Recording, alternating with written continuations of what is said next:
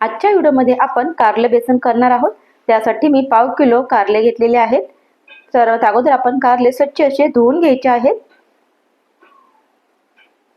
कारले धुवून झाले की त्याचा पाठचा आणि पुढचा भाग थोडा कट करायचा, त्याला मध्ये चीर पाडायची आणि आतल्या ज्या बिया आहेत त्या बिया काढून घ्यायच्या आहेत। कारल्याच्या वरची साल थोडीशी आपण चाकूच्या साहाय्याने कापायची आहे, अगदी अलगद अलगद कापायचे आहे। कारलं थोडंसं कडू असेल तर ते तब्येतीला चांगलं असतं, त्याच्यामुळे जर तुम्हाला आवडत असेल तर ही साल काढली नाही तरी चालेल। अशाच पद्धतीने आपण सर्व कारले साफ करून घेऊया। कारले आपले साफ झालेले आहेत। थोडंसं मीठ आणि थोडी हळद टाकायचे आहे आणि कारल्याच्या आतमध्ये छान असं हे लावून घ्यायचं आणि 5 ते 7 मिनिटं आपण हे बाजूला ठेवून देऊया। 5 ते 7 मिनिटाच्या नंतर त्यामध्ये पाणी टाकायचं आहे आणि छान असं हे मिक्स करून घ्यायचं आहे। बाकीची तयारी होईपर्यंत आपण हे असंच ठेवून देऊया। 2 कांदे मी बारीक कापून घेतलेत। टोमॅटो बारीक कापून घेतलेला आहे।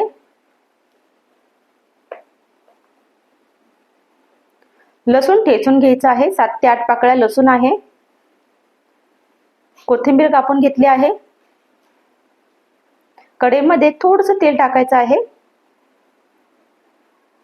आणि छोटी वाटी मी शेंगदाणे भाजून घेते। शेंगदाणे छान भाजले की काढून घेऊया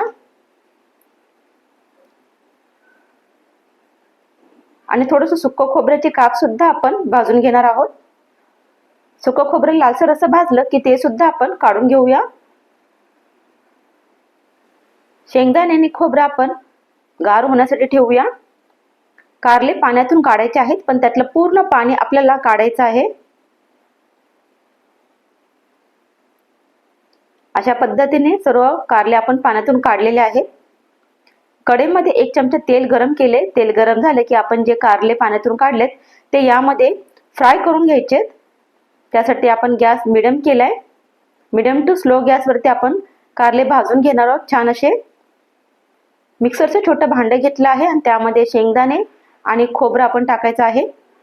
लाल मिरची पावडर 1 चमचा घालायची आहे। धने पावडर 1 चमचा, जिरे पावडर अर्धा चमचा, गरम मसाला अर्धा चमचा, हळद अर्धा चमचा।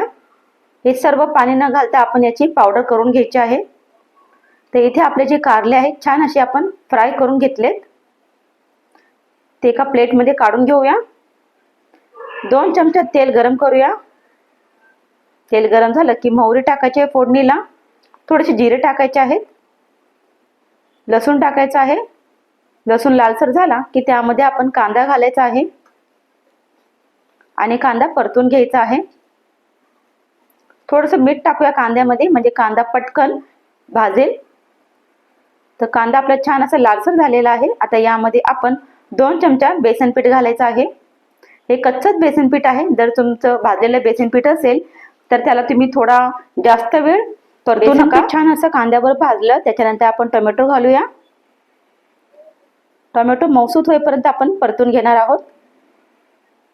तो टोमॅटो छान असा मऊ झालाय आणि आपण त्यामध्ये तयार केलेली शेंगदाणा खोबऱ्याची जी पावडर आहे, मसाले घालून तयार केलेली, ती टाकायची आहे आणि परतून घ्यायचं आहे। मिश्रण थोडंसं सुक्क आहे, पण छान असं आपण परतून झाल्याच्या नंतर त्यामध्ये पाणी घालूया। अर्धी वाटी पाणी आपण टाकलेलं आहे आणि आपण छान असे मिक्स करून घेऊया आणि 1 मिनिट शिजू देऊया। तर आपली ही मसाला जो आहे, ग्रेव्ही आहे, ती छान असं तयार झाले। गरजेनुसार यामध्ये पाणी घालायचं आहे आणि पुन्हा हे मिक्स करून घेऊया। चवीनुसार मीठ घालायचं आहे, मिक्स करून घेऊया। गॅस मिडियम ठेवलेला आहे आणि आपण जे कारले तळले होते ते सर्व कारले यामध्ये टाकायचे आहेत आणि झाकून ठेवायचं आहे 5 ते 6 मिनिटं। तर मध्ये मी एकदा हलवून पाहिलं होतं आणि आपली ही भाजी आता तयार झाली। कारले शिजले की नाही तुम्ही चेक करू शकता, पण कारले तर छान असे शिजलेले आहेत। सर्वात शेवटी आपण त्यामध्ये आवडीनुसार मसाला घालायचा आहे। मॅजिक मसाला, किचन किंग मसाला किंवा चिकन मसाला कोणताही मसाला घालू शकता. थोडीशी कोथिंबीर घालायची आहे आणि 1 ते 2 मिनिटं हे परतून घ्यायचं आहे, शिजू द्यायचं आहे. तर 1 ते 2 मिनिटं झालेली आहेत आणि आपलं कारलं बेसन तयार आहे. ही ग्रेव्ही खूप छान लागते, नक्की ट्राय करा. मैत्रिणींनो, एक जबरदस्त अपडेट आहे. बाहेर जो आरीवर्कचा कोर्स 8 ते 10 हजाराचा आहे, तोच कोर्स मी माझ्या रमास क्रिएटिव्ह क्लासवरती फक्त 299 मध्ये देत आहे. स्टेप बाय स्टेप शिकवणार. पहिल्या महिन्यातच तुम्ही कमाई सुरू कराल. जर तुम्हाला स्किल शिकून कमाई सुरू करायची असेल तर आजच जॉईन व्हा. डिस्क्रिप्शन मध्ये लिंक दिली आहे.